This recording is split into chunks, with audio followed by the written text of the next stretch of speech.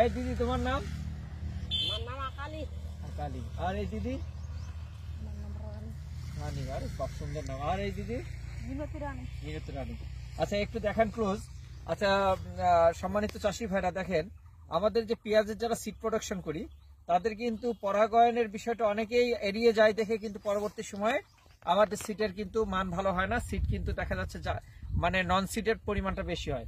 এখানে দেখেন আপনি ক্লোজ দেখেন একটু কিভাবে ওনারা হাত দিয়ে খুব আলগে হাত দিয়ে দেখেন, খুব সুন্দর করে দেখেন নাড়তেছেন এমন ভাবে যাতে ফুলের উপরে কোনো প্রেশার না, কিন্তু কি হচ্ছে যে পরাগায়ন এখানে পুরুষ এবং স্ত্রী ফুল দুটাই সন্নিবেশিত আছে পুষ্পমঞ্জুরিতে।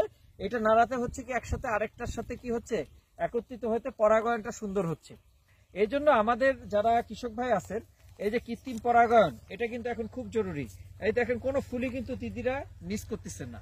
আর এটা যদি কেউ আমাদের যদি না জানে দেখেন এটা জাস্ট এরকম, এটা কিন্তু হাতের উপরে অনেক বেশি চাপ পড়ে। এটা মনে হচ্ছে যে দিদিদের খুব হালকা কাজ, কিন্তু হালকা কাজ না, এটা খুব হাতের উপরে চাপ পড়ে। এটা নিয়ে এরকম করে নিয়ে আরেকটা ফুলে কি করতে হবে আস্তে করে দিয়ে দিতে হবে। এইভাবে আস্তে আস্তে কিন্তু এরকম করে পরাগায়ন করলে কি হবে আপনার ফসলের বীজের মান ভালো হবে।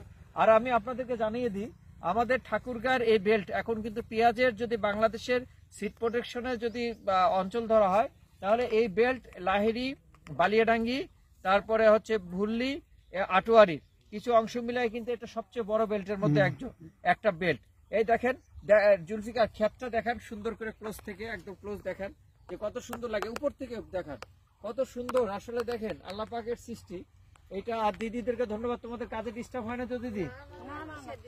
ভালোই তো লাগেছে। দিদির বাচ্চারা কি পড়ালেখা করে? রানী দি না? তোমার বাচ্চা কি পড়ে?